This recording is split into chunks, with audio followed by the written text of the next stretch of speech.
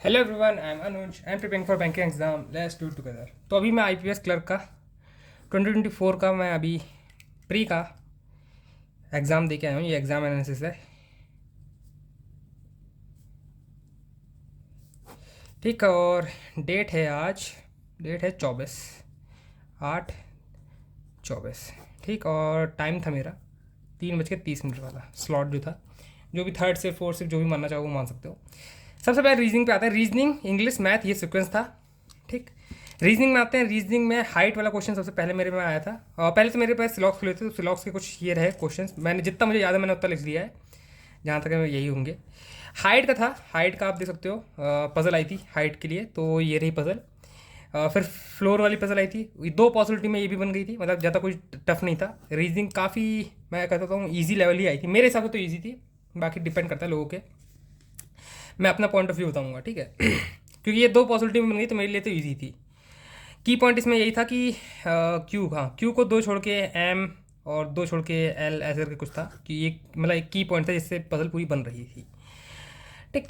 ये आ गया एक डेजिग्नेशन वाली पजल, जो हमेशा मतलब प्री के पेपर में आ सकती है। आप अगर आप क्लर्क प्री का पेपर दे रहे हो तो आपके पास पड़ सकती है।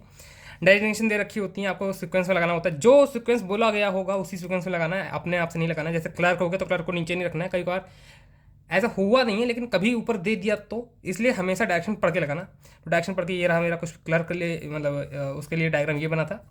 लास्ट में ए बच रहा था, ए के लिए कोई पोजीशन नहीं दे रखी थी, तो ए यहाँ पे आएगा। ये मतलब मैं बता रहा हूँ, अगर किसी ने बनाया होगा तो उसे याद होगा, ठीक। फिर एक ये पजल आई थी, ये भी दो पॉसिबिलिटी में बन गई थी, बहुत ईजी पजल थी। चार कोने कोने वाले अंदर देख रहे हैं, वाले बाहर देख रहे हैं, ठीक। और तो ये कुछ चार पजल थी जो आई थी। चाइनीज़ कोडिंग आई थी। चाइनीज़ कोडिंग के काफ़ी क्वेश्चन आए थे इसमें। मुझे लग रहा है 5 के 5 क्वेश्चन चाइनीज़ कोडिंग के ही आए थे। काफ़ी वेटेज था, मुझे लगा नहीं था इतना वेटेज होगा। ये 1 नंबर का क्वेश्चन है। इसमें वर्ड को काउंट करना था। आगे पीछे मेरे दो आ रहे थे, ओनली 2 आ रहा था। एक वर्ड बन रहा था गियर, गियर का थर्ड लेटर, थर्ड फॉर्म था, राइट एंड ढूंढना था, वो तो ई था। एक सीरीज़ आई थी शायद, है ना, सीरीज़ आई थी, तो उसमें हमें कुछ अल्फ़ाबेटिक न्यूमेरिकल सीरीज़ थी। उसमें प्लस प्लस वाले काफ़ी आंसर थे। तो जिसने भी अभी तक दिया होगा अगर पेपर, तो उसे याद हो तो बताना कि हाँ ये था कि नहीं था, क्योंकि ये की मतलब बहुत सारे कॉमन आंसर आ रहे थे मेरे। एक ये था क्वेश्चन, ये दे रखा था, इसको डिसेंडिंग ऑर्डर में लिखना था। फिर बताना था कितने कितने लोगों ने चेंज जगह करी है कि नहीं करी है। तो मेरा तो नन आ रहा था, किसी ने भी जगह चेंज नहीं, मतलब कोई भी अपनी जगह पे नहीं है, सबने जगह चेंज कर दी है। चाइनीज़ कोडिंग आया था, ये आया था मतलब। और एक ये क्वेश्चन आया था जिसमें ऑड आउट फाइंड करना था, वो ये वाला वर्ड था, MOS, ठीक। तो रीजनिंग में कुछ ऐसा था। रीजनिंग का मैं पूरा लेके आ गया हूँ, क्योंकि ऑब्वियसली मेरा रीजनिंग स्ट्रॉन्ग है, तो मैं रीजनिंग के ऊपर ज़्यादा फोकस कर पाऊंगा। रीजनिंग मेरा 6 मिनट बच गया था। मैंने सारे क्वेश्चन कर लिए थे, उसके बाद 6 मिनट बच गया था। 6 मिनट में वो क्वेश्चन बच गए थे, मतलब 6 मिनट पे मैंने लास्ट पजल कर ली थी। कोई भी मैंने पजल लास्ट बनाई थी, उसके बाद 6 मिनट बचा था। फिर ये छोटे मिनट,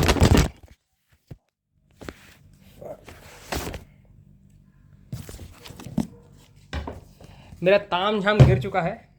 फिर से लगा रहा हूँ, क्योंकि जिस कमरे में मैं रिकॉर्ड करता हूँ वहाँ पे कोई है, इसलिए ताम झाम लगा था मेरा। ठीक है, कोई बात नहीं है ना, कभी कभार ऐसा हो जाता है। तो कहाँ पे था ना, हाँ, रीजनिंग में मैंने बता रहा था कि मैं रीजनिंग का ही आपको बता पाऊँगा, क्योंकि उसी का मुझे अंदाज़ा है। एक गियर वर्ड बन रहा था, जो देखो जहाँ तक मुझे याद है यही बन रहा था। और काफ़ी मेरा जो ये वीक पॉइंट है वोकेबलरी, तो मैं बता नहीं पाऊंगा कि मेरा एग्जैक्टली ये सही है कि नहीं है, लेकिन मैं ई मार्क करके आया हूँ। कोई और कोई वर्ड मेरे हिसाब से तो नहीं बन रहा। अगर बन रहा होगा तो बन रहा होगा। मैं इसमें मतलब मैं क्लेम नहीं कर सकता कि मुझे ये कंफर्म पता है। बाकी सब मैंने जितना लिखा है, मुझे लगता है मेरे हिसाब से 99% की सही पजल है। अगर कोई भी गलत पजल बनी होगी तो आप कमेंट बॉक्स में कमेंट कर दीजिएगा, मैं देख लूँगा, ठीक है, मतलब डिस्कस कर लिया जाएगा। तो रीजनिंग में मैंने 35 अटैम्प्ट करे एज यूजल। 34 हो सकते थे अगर मैं ये क्वेश्चन छोड़ देता, लेकिन मैंने छोड़ा नहीं, क्योंकि मेरे पास काफ़ी टाइम बचा था मैंने काफ़ी, और फिर मैंने बहुत सोच समझ के ही आंसर मार्क करा है। फिर आते हैं इंग्लिश में। इंग्लिश में मैंने 26 अटैम्प्ट करे हैं, ठीक है। और इंग्लिश मुझे काफ़ी मॉडरेट लेवल लगी। लाइक लास्ट टाइम जो आई थी इंग्लिश वो काफ़ी इजी थी। इस साल काफ़ी मॉडरेट है।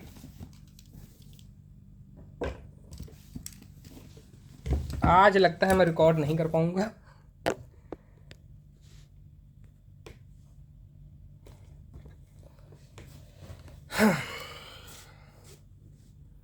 एक तो वीडियो बनानी होती है, रिकॉर्ड नहीं कर पाऊंगा मुझे लग रहा है। ठीक है, देखते हैं।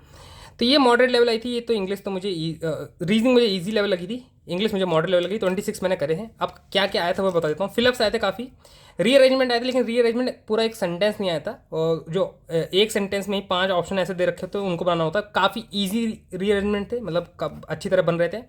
आरसी आई थी। आरसी मुझे थोड़ी सी डिफिकल्ट लग रही थी, है ना, मतलब क्वेश्चन थे जो थे इनडायरेक्ट थे, ऐसा कोई डायरेक्ट क्वेश्चन था नहीं, है ना। और क्या बचता है, एरर। एरर भी मतलब एक प्रायर टू होना चाहिए ना, प्रायर ऑफ लिखा हुआ था, तो जब जहाँ तक मुझे याद है यहाँ पर टू ही आएगा, तो यही एक एरर था। वर्ड जो स्पेलिंग मिस्टेक्स होती है उनको फाइंड आउट करना था, ये काफ़ी कंफ्यूजिंग था, ये कंफ्यूजिंग था। फिलअप भी काफ़ी कंफ्यूजिंग थे। ठीक है, तो इसमें मतलब हो सकता है डामाडोल हो सकता है कि इंग्लिश का मेरा ख़राब हो सकता है ना। 26 में से 20 के आसपास मेरे मार्क्स हो सकता है अभी आ भी जाएँ, है ना। मतलब कोई मैं गारंटी नहीं ले सकता, क्योंकि इंग्लिश ही मेरा ख़राब गया है इसमें। मैथ जो आते हैं, मैथ में मैंने 29 अटैम्प्ट करे हैं, और मैथ भी काफ़ी मॉडरेट लेवल में कहूँगा आई थी, क्योंकि 29 तक पहुँचते पहुँचते भी बहुत टाइम लग गया मेरे को, और मतलब स्पीड मुझे बढ़ानी पड़ी ताकि मैं 29 अटैम्प्ट कर पाऊँ, नहीं तो मैं 29 अटैम्प्ट नहीं कर पाता। ठीक, 2 DI आई थी। DI ईजी आई थी। एक तो जिसमें दे रखा होता है ऐसे करके बार ग्राफ बने थे। एक टेबलर DI थी। ठीक, टेबलर DI तो बहुत ईजी थी, और ये DI भी ईजी थी। इसमें एक क्वेश्चन था वो बस डिफिकल्ट था, मतलब क्वेश्चन लंबे लंबे थे। कैलकुलेटेड पोर्शन था मैथ में काफ़ी। सिंप्लीफिकेशन भी इजी नहीं था, बहुत कैलकुलेटिव, इतना कैलकुलेटिव नहीं कहूँगा, लेकिन हाँ PO लेवल तक का टच कर रहा था। ये कोई क्वेश्चन PO लेवल का टच कर रहे थे। अर्थमेटिक इजी कहूँगा मैं, है। अर्थमेटिक का एक क्वेश्चन मुझे याद है, जिसमें आपका बोल रखा था PQR, उनका टोटल है 25K। पी का जो पी जो है वो 5K ज़्यादा है, मतलब 5,000 ज़्यादा है Q और R के टोटल के, और Q और R का रेशियो दे रखा था, तो आपको फाइंड आउट करना था। 9K मेरा नंबर, 9,000 मेरा आंसर आ रहा था। ट्रेन एंड डिस्टेंस, ट्रेन का भी क्वेश्चन आया था, उसमें टी की वैल्यू निकालनी थी, है ना। ट्रेन 400 था, प्लेटफॉर्म से दुगना था, तो दुगना था कि तिगना, दुगना था, तो दुगना 800, मतलब यहाँ पूरा 1200 मतलब टी की वैल्यू निकालनी थी। टी की वैल्यू आ जा रही थी। ठीक, ऐसी और भी क्वेश्चन थे, काफ़ी क्वेश्चन थे अर्थमेटिक के। कुछ क्वेश्चन मुझे छोड़ने ही पड़े जो मुझे नहीं आते थे, मैं रिस्क नहीं लेना चाहता, जिससे एवरेज वाला क्वेश्चन था वो मुझे छोड़ना ही पड़ा। ठीक है, तो मैथ में कुछ मेरा ऐसा रहा। 29 करे मैंने। टोटल टाइम अगर देखा जाए तो मेरे यहाँ पे बन रहे हैं 90, है ना। 4 और ये 6, 90 अटैम्प्ट मैंने करे हैं। 90 या 89 मुझे कंफर्म याद नहीं आ रहा है। मैंने मैथ में 28 करे थे, 29 करे थे, क्योंकि वो जल्दी जल्दी मैं एग्जिट कर दिया था।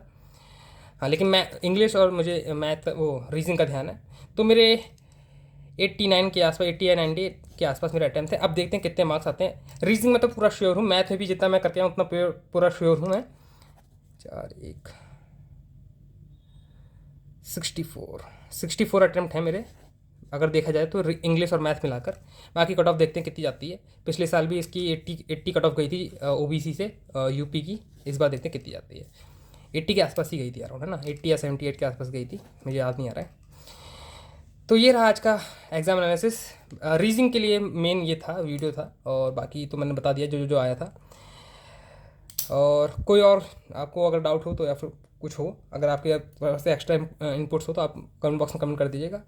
एंड वीडियो को यहीं पे एंड रखते हैं। And that's all for today. I will meet you guys in next video. Till then work hard and stay motivated. Thank you guys for watching, and again sorry for the disturbance, जो बार बार मेरा phone गिर रहा था।